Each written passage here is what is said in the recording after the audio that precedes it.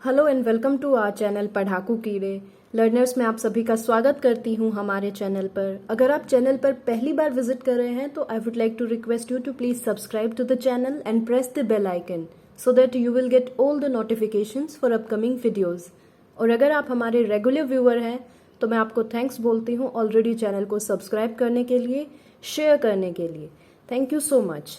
तो इस वीडियो में हम डिस्कस करेंगे Why do we fall ill, जो हमारा चैप्टर चल रहा है, and this will be the part second for this particular chapter. इससे पहले इस चैप्टर से रिलेटेड बेसिक टर्म्स या बेसिक डिस्कशन जो होना चाहिए था वो हम लोग पार्ट 1 में कर चुके हैं। आई होपफुली आपने वो वीडियो देख लिया है। मैं आपको बता दूं कि ये चैप्टर आपका क्लास 9 साइंस की बुक में दिया हुआ है चैप्टर नंबर 13 के रूप में। ऑल्सो इस वीडियो में हम जो डिस्कस करेंगे वो हमारे कॉम्पिटिटिव एग्जाम्स में भी पूछा जाता है। So this is a very important video, stay tuned for it. Let's get started. So students, हम स्टार्ट करते हैं healthy and disease free topic से। बीइंग हेल्दी, जैसे कि हेल्थ की डेफिनेशन हम पढ़ चुके हैं, state of being well. Science says that health means आपके किसी भी इंसान के अच्छे होने की स्टेट, राइट, बीइंग वेल। और डिजीज क्या होती है? Disease in terms of science is disturbed ease, यानी कि बॉडी की इजीनेस, आराम से चलने वाली बॉडी अगर डिस्टर्ब हो जाए so that is known as disease. अब मैं आपसे एक क्वेश्चन पूछती हूँ, क्या हेल्दी होना इसका मतलब ये होता है कि डिजीज फ्री होना? येस और नो?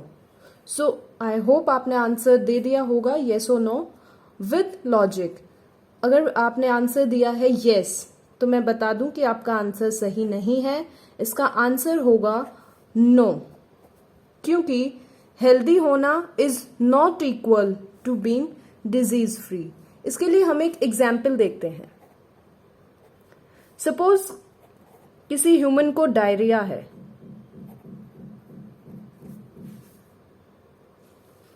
यहाँ पे डायरिया की स्पेलिंग आपके लिए इंपॉर्टेंट है, DIARRHOEA।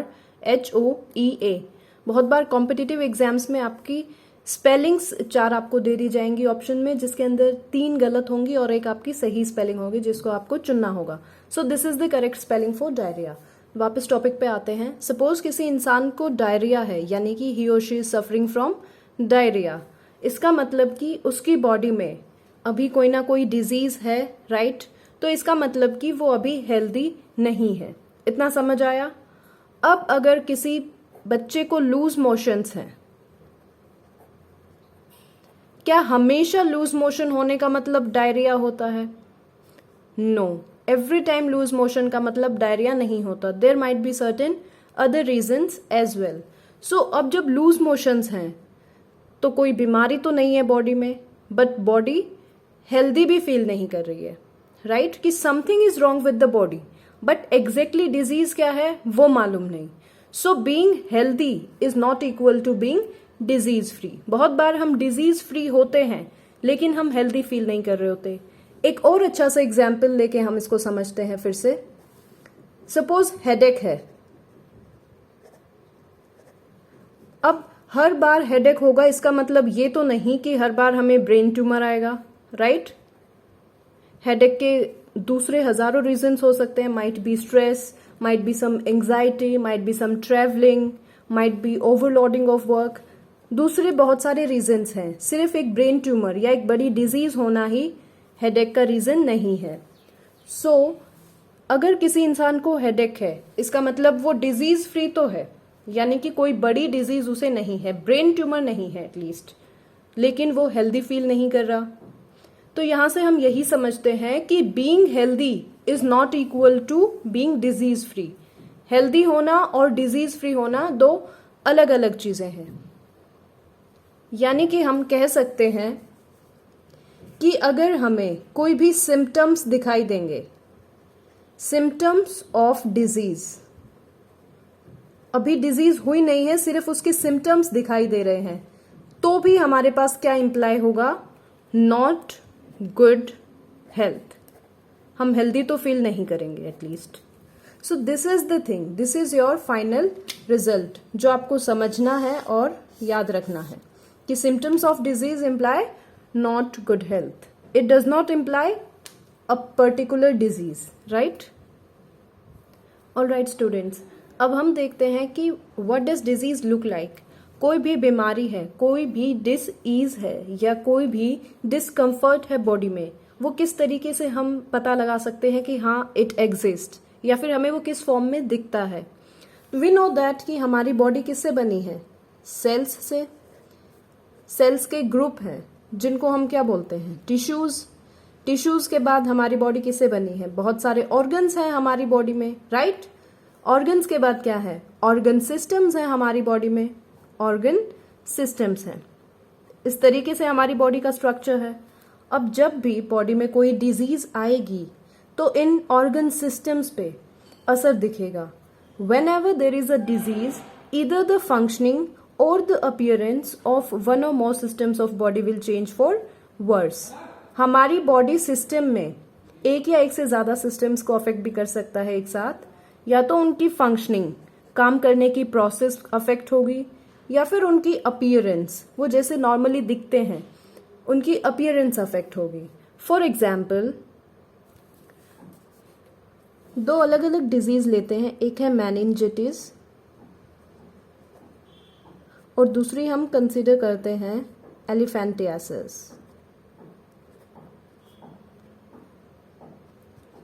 मैं क्विकली आपको बता देती हूँ कि इन दो डिजीज में होता क्या है. मेनिंजाइटिस एक ब्रेन से रिलेटेड प्रॉब्लम है. इसके अंदर आपके ब्रेन की फंक्शनिंग अफेक्ट होती है. क्या अफेक्ट हुई, ब्रेन की फंक्शनिंग. ऐसा नहीं है कि आपका जो मतलब दिमाग है, जो स्कल है, उसके दो हिस्से बन जाएंगे, उसकी अपीयरेंस चेंज नहीं होगी, लेकिन उसकी फंक्शनिंग बहुत ही बुरे तरीके से अफेक्ट होगी मेनिंजाइटिस में. इसके साथ साथ अगर एलिफेंटियासिस देखें तो इसके अंदर हमारी, अगर जिस इंसान को एलिफेंटियासिस से अगर वो सफर कर रहा है तो उसका जो पैर है वो एलिफेंट की तरह काफी हैवी दिखने लगेगा. यानी कि इस केस में क्या हुआ, अपीयरेंस एक बॉडी पार्ट की चेंज हुई. इस तरीके से अलग अलग जो डिजीज होती हैं उनके अलग अलग इम्पैक्ट्स होते हैं हमारी बॉडी के सिस्टम्स पर. या तो वो उनकी फंक्शनिंग अफेक्ट करते हैं, या अपीयरेंस अफेक्ट कर सकते हैं, या फिर हो सकता है किसी किसी केस में दोनों ही वर्स बुरे तरीके से अफेक्ट हो जाएं. स्टूडेंट्स, एक और इम्पॉर्टेंट बात, किसी भी डिजीज के सिम्टम्स हमें पहले दिखाई देते हैं और बाद में वो डिजीज.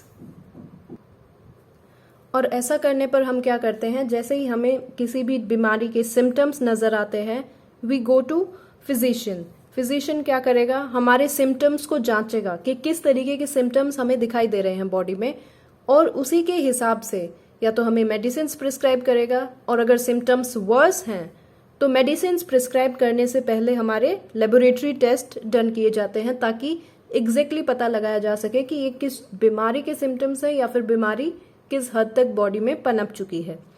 फॉर एग्जाम्पल, अगर हम एग्जाम्पल लें ट्यूबरकुलोसिस का, टीबी जिसे बोलते हैं. अगर किसी इंसान को खांसी है, खांसी का नॉर्मली, कफ एंड कोल्ड का नॉर्मली पीरियड होता है 5 to 7 days, जिसके अंदर अगर वो नॉर्मल कोल्ड होगा तो अपने आप ठीक हो जाएगा, क्योंकि वो वायरल होता है, वायरस से होता है. लेकिन अगर वो टीबी का रूप है, यानी कि खांसी अगर करीब 1 महीने तक चलती है, प्रोलॉन्ग पीरियड ऑफ सिम्टम्स, अगर सिम्टम्स हमारे ज्यादा दिन तक दिखते हैं, तो वो हो सकता है एक पर्टिकुलर डिजीज की फॉर्म ले लें. इस केस में बहुत जरूरी हो जाता है कि आप डॉक्टर को जरूर कंसल्ट करें and within the time consult करें. So this was the discussion about कि डिजीज दिखती कैसी है या फिर डिजीज के सिम्टम्स कैसे होते हैं. अब हम आते हैं नेक्स्ट पार्ट की तरफ, जिसके अंदर हम डिस्कस करेंगे ड्यूरेशन ऑफ डिजीज. कोई भी बीमारी है, उसकी ड्यूरेशन कितनी है, और उस ड्यूरेशन के हिसाब से उसके existence of time period in our body के अकॉर्डिंग हम उसको दो तरीके से डिवाइड करते हैं. The first one is acute disease, right? And the second one is chronic disease. Chronic disease. इसको शॉर्ट में समझते हैं कि ये दोनों बीमारियां होती कैसी हैं. एक्यूट डिजीजेस, एक्यूट जिसका मतलब होता है शॉर्ट, इसका मतलब कि इस बीमारी की ड्यूरेशन क्या होगी, शॉर्ट होगी, या फिर मैं कहूं कि लिमिटेड होगी। For example cough and cold, cough and cold की ड्यूरेशन हमारे पास क्या है 5 to 7 days normally, because it is caused by virus, और वायरस से होने वाली बीमारी लगभग इस टाइम पीरियड में अपने आप ठीक हो जाएंगी after taking some dose of medicine, that too prescribed medicine. अब बात करते हैं क्रॉनिक डिजीज की, यानी कि ऐसी डिजीज जिनका टाइम पीरियड काफी लंबा हो या फिर हो सकता है लाइफ टाइम भी हो। फॉर एग्जाम्पल जैसा कि हम डिस्कस कर चुके हैं एलिफेंटियासिस,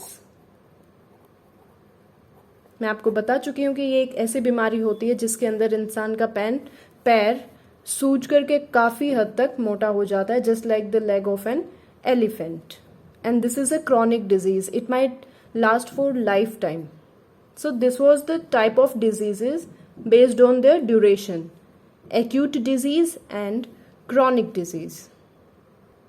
क्रॉनिक डिजीज का अगर लाइफ टाइम इसका टाइम पीरियड ना हो तो फिर भी ये काफी लंबा होता है एटलीस्ट एक्यूट डिजीज के ड्यूरेशन से। फॉर एग्जाम्पल अगर टीबी है, सो पहले तो जब इसका इलाज नहीं था तो it was a life time disease, इसके अंत में क्या होता था it lead to the death of the patient, लेकिन अभी टीबी का इलाज है, so it might take 1 year और it might take 2 year depending on the diagnosis, कि आपके बॉडी में डायग्नोसिस किस स्टेज पे जाके होती है, उस हिसाब से इट गेट्स क्योर्ड, लेकिन ये भी अपने आप में एक काफी लंबा समय है।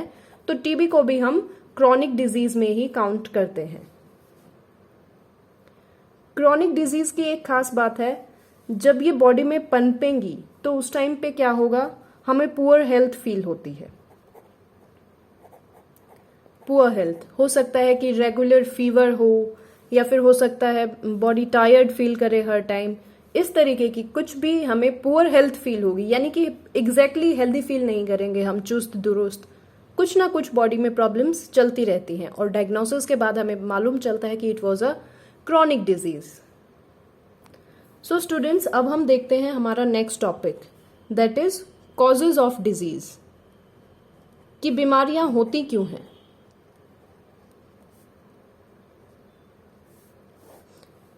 इसको हम एक एग्जाम्पल के थ्रू इसके कॉजेज अलग अलग स्टेप्स या स्टेजेस में पढ़ेंगे। फॉर एग्जाम्पल लूज मोशंस हैं, there is a child and उसको लूज मोशंस हो गए, राइट? तो इमीडिएट हम क्या बोलेंगे कि लूज मोशंस क्यों हुए इसको, उसका पहला कॉज जो हमारे पास निकल के आएगा, कॉज नंबर 1, वो होगा कि वायरल, यानी कि वायरस, कि लूज मोशंस किससे होते हैं, वायरस से।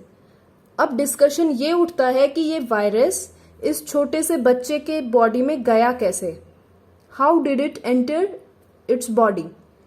तो उसके लिए हम कह सकते हैं उसके आसपास की चीजों को ऑब्जर्व करेंगे कि वायरस एक्चुअली गया कहाँ से। तो हमें मालूम चला कि जो पानी की सप्लाई थी उसी में वायरस था, यानी कि कॉज नंबर 2 हमारे पास निकल के आता है वाटर।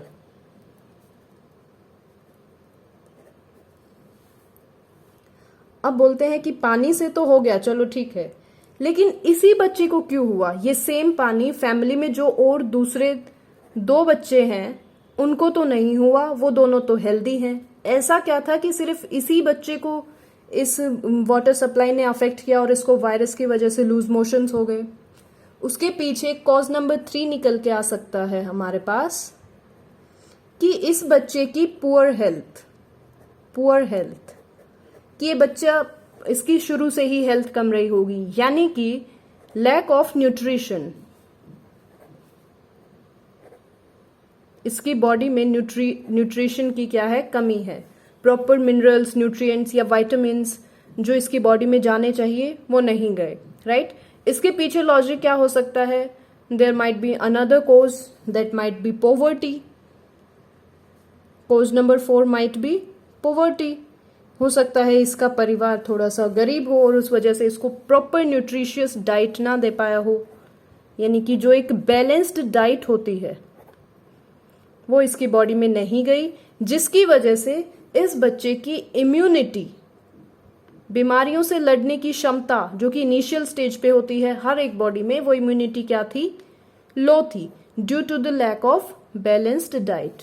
तो इस तरीके से कोई भी बीमारी है वो हमारे पास एक कारण की वजह से नहीं होती पर्टिकुलर, उस बीमारी के होने के हमारे पास अ नंबर ऑफ रीजंस या अ नंबर ऑफ कॉजेज होते हैं। हाँ, लेकिन अगर वो बीमारी बॉडी में हुई है तो इसका मतलब उस कॉजेज की लिस्ट में से कोई ना कोई एक कॉज तो, एक कारण तो जरूर रहा ही है। इसी वजह से वो बॉडी क्या है, डिजीज उसके अंदर आ गई है। अब यहाँ पे इस एग्जाम्पल में समझने वाली एक इम्पॉर्टेंट बात यह है स्टूडेंट्स कि हमने ये एग्जाम्पल लिया था लूज मोशंस का, जो कि क्यों हुए थे, वायरस की वजह से। और वो वायरस कहाँ से आया था, वाटर सप्लाई में।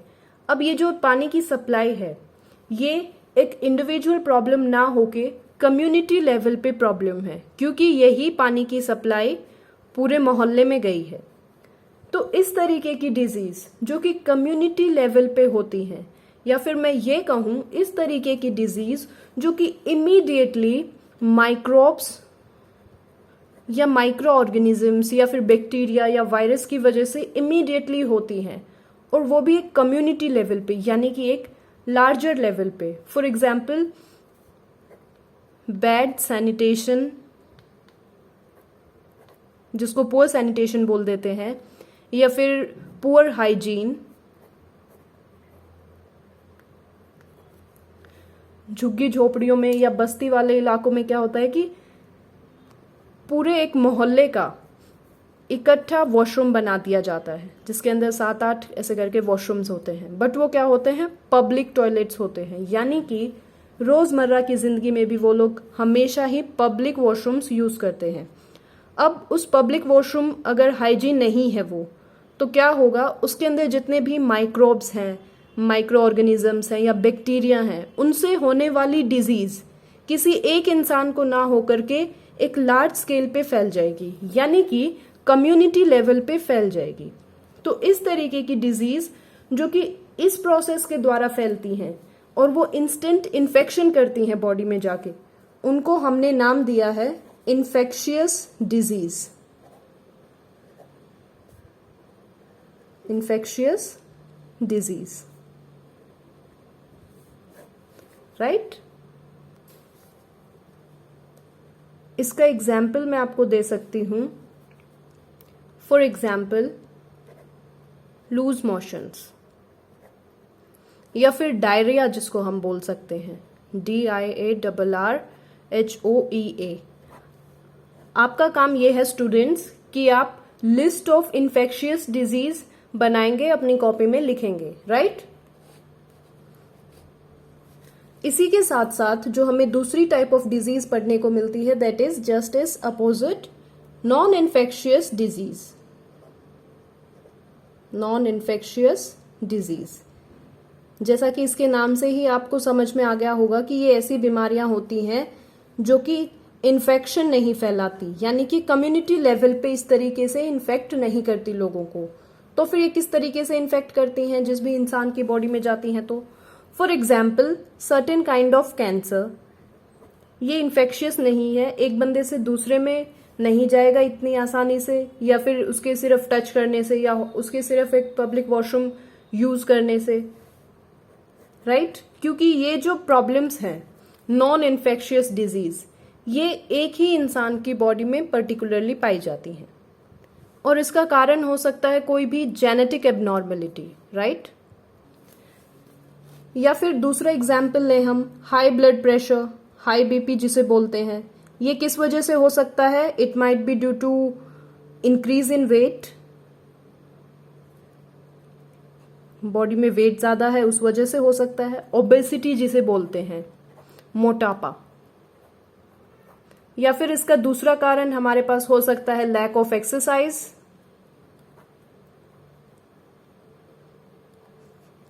कि बंदा कभी अपनी बॉडी में एक्सरसाइज ही नहीं करता, कभी हलचल ही नहीं करता, एक्सरसाइज नहीं करता, तो हेल्दी नहीं रह पाएगा, तो तमाम तरीके की बीमारियां आएंगी बॉडी में, जैसे कि हाई ब्लड प्रेशर। सो ये जो बीमारियां होती हैं नॉन इन्फेक्शियस डिजीज, ये इंसान की खुद की कहीं ना कहीं हो सकता है कोई जेनेटिक एबनॉर्मेलिटी हो, और अगर जेनेटिक एबनॉर्मेलिटी नहीं है तो उसकी कहीं ना कहीं लैक ऑफ अवेयरनेस है अपनी हेल्थ के प्रति, और ये कम्युनिटी लेवल पे ना होके इंडिविजुअल लेवल पे ही रहती हैं। सो स्टूडेंट्स, आई होप आज का डिस्कशन आपको बिल्कुल समझ में आया होगा, इससे आपकी अंडरस्टैंडिंग डेवलप हुई होगी और साथ में आपने साइंटिफिक टर्म्स को भी याद किया होगा। Also I would like to request you to please subscribe to our channel and kindly do share and like the videos if these videos are helping you out in your learning. Also, अगर आपको topic से related कोई भी doubt होता है, किसी भी तरीके की कोई क्वेरी होती है, तो आप मुझसे कमेंट सेक्शन में पूछ सकते हैं। I would definitely answer out your queries. मिलते हैं आपसे नेक्स्ट वीडियो में, तब तक के लिए आप इस चैप्टर का रिविजन करिए, अलग अलग डिजीज को कैटेगराइज करिए, वेदर वो इन्फेक्शियस हैं या नॉन इन्फेक्शियस हैं, एक्यूट डिजीज हैं या क्रॉनिक डिजीज हैं। नई चीजें सीखते रहिए, अपनी सेहत का ख्याल रखिए, stay fit, stay healthy, of course keep learning and keep growing. Thank you so much.